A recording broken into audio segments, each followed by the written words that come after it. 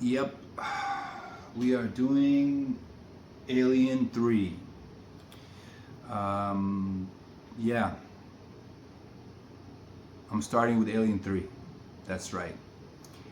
Bodybuilding Gamer here. What can I say about Alien 3? In a word, depression. Depression is a good word to define Alien 3. If you're like me and you've seen the other Alien movies, Alien 1 and Aliens, um, you'll appreciate the fact that Aliens ended with Lieutenant Ripley and Hicks and Newt and Bishop all surviving and kind of building like a family together. And I can't do this. I can't do this video without spoilers. So, spoilers. If you haven't seen Alien 3, I recommend watching it before you watch this review. This movie retcons right at the beginning. Retcons everything that Jim Cameron did in Aliens. And I remember when I saw this movie back in 92 or 93, 93 I think, 92, 93. In the first like 5 minutes, it was like a punch in the gut. Because I loved Aliens as a kid. That was such a good movie. And then you see them, the whole journey that they did. And then all of a sudden, in like 2 seconds, off screen, Hicks is killed, Newt is killed, and Bishop is rendered completely non-functional. It was crazy. It was just like, I think a lot of people felt the way that I felt. It's just depressing, man. So depressing. It's like, I think everybody wanted another Aliens. They wanted another Aliens, and I understand that it couldn't be done, but, or they thought it couldn't be done, but long story short, yeah, this movie is depression, hopelessness, darkness.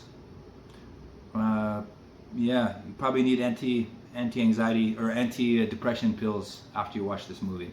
That being said, disclaimer, that being said, it's an enjoyable movie. It can be. So like I said, when I first saw it, I didn't like it at all, and now I enjoy it. It's the third best of the Alien movies, after, in my opinion, Aliens and Alien. So anyways, quick synopsis. Ripley, so somehow after the second movie, which I'll review as well, somehow on the Sulaco, the alien somehow left an egg. Not really explained. It's probably pretty hard to explain that convenient fact. Yeah, the alien laid an egg in, like, literally on the ship, and then that facehugger cracked open the cryogenic tube of one of the characters, and then there was a fire, and then it shot off the ship with the 4 characters, and it crash landed on Fury 161, I think. And yeah, and then Ripley was the only survivor. So big bummer, big bummer. She lands on this planet, and the planet is inhabited by kind of like monks. There are a bunch of prisoners, shaved heads, all violent, criminals, rapists, whatever, all kinds of horrible stuff. But they're kind of somewhat reformed, almost like religious in a way. And there's no weapons on the planet, which is a big bummer, considering, like, if you want to see action, we wanted to see some guns and explosions and stuff like that. But that didn't happen. Actually, that didn't happen because Sigourney Weaver was anti-gun, and she had more control over this movie than the others. So she insisted there'd be no weapons. So there's a lot of stuff to talk about behind the scenes. The making of this movie is actually very interesting. Maybe I'll do a video on that. I'm gonna make videos, and then if you guys want me to do other stuff, you just let me know. So anyway, so she crash lands, and she's convinced that Newt, from some of the evidence, Newt might have the facehugger might have got on Newt and implanted an alien in her chest. Like I said, I was so bummed out that Hicks died. I loved Hicks. Rest in peace, Hicks. Yeah, and then she starts to mingle among the prisoners, and that creates conflict and stuff like that happens. And then somehow, I don't know if it was a super face hugger, which apparently can face hug more than once, or if there was a second face hugger. But one of the face huggers gets onto, depending on if you watch the assembly cut or the theatrical. The theatrical, he gets on a dog, Spike. The assembly cut, I recommend you watch both. Assembly cut, he gets on an ox. And the theatrical version, the intro, when they show how the characters died, and they show and the dog, it's much more effective and disturbing, and it's just more effective than the ox and the way they introduce the deaths of the characters in the assembly cut. So I do recommend the theatrical in that aspect. And then, yeah, there's only one alien in this whole movie. So, if you don't, yeah, that's another thing. Like, there's definitely a downgrade in the action department and the terror department. So you have, but now also interestingly, we learn that depending on the type of creature or living or animal or whatever it is that the facehugger goes on, the alien will come out different. So, for example, when the alien goes on a human being and comes out, it's kind of has, you know, legs and arms and stuff like that, and the way it stands upright. But when it comes out of a dog, it's a bit different. It's more dog-like. So that was really cool, expanding the lore. It's a bit different. And anyways, long story short, for the synopsis, she ends up having to work with the prisoners to try to capture and kill this one alien. And because they don't have any guns or any weapons, this alien is just wreaking havoc on them. And that's about it. Again, spoilers, like I said, she dies at the end of this one. She sacrifices herself because she finds out that she has a queen inside of her. Now let's talk about the movie, what I think about it. Like I said, it's the least good of the three. So it's the third best one. I used to hate this movie because of what they did in the beginning, and I'm sure a lot of other fans felt the same way. But as time has went by, and oh yeah, it's directed by David Fincher. As time has went by, I've kind of learned to appreciate it because it's kind of like, okay, you got the first one. The first one's horror. The second one's terror. And the third one is depression. That's really how I look at it. THD. Terror, horror, HTD. Horror, terror, depression.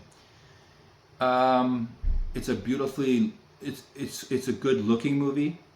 It's filmed well. The cinematography is good. The music is brilliant. The music is actually really good. It's almost as strong, or in a way, just as strong as Aliens, but it's in a different way. Sigourney Weaver is awesome. She looks great with the shaved head. I like that a lot. Very memorable. The supporting cast is great. The setting, the set pieces. The alien, when it's puppeted, when it's in the suit, looks great. When it's running around, this is the weakest of the three movies. They didn't actually use CGI. They used a different type of technique, which they actually believe won an Academy Award for. They were nominated or something like that. But it just doesn't look good. It takes you out of the movie. When the alien is running around, it just stands out so much. It hurts. It's probably what hurts the movie the most. Had they have perfected the way the alien looked when it was running around, I think more people would have liked it. But that's a big downer. That's what hurts the movie a lot, in my opinion. The story is good. It's strong. It's unique. Like I said, killing off the main characters in the beginning is a ballsy move. It's a big risk, but it does distinguish it from the first two. Sigourney Weaver, like I said, is great. A lot of the character actors in the movie are really good. Everything's pretty good. So I haven't reviewed Alien 1 and Alien 2 yet, so I'm not going to spoil it for you by telling you what I reviewed, like the rating, how many biceps I give for those movies. But this movie, I will give 3 out of 5 biceps. Do I recommend it for you to watch? If you are an Alien fan, definitely watch it. You've probably already seen it. I recommend you revisit it. I think you'll like it more if you haven't seen it in a long time. And it holds your attention. It holds your attention. It's good. Like I said in all my reviews, some of the movies that we watched back in the day, or I watched back in the day, that were average back then, are like masterpieces now. And yeah, you got major star power with Sigourney Weaver.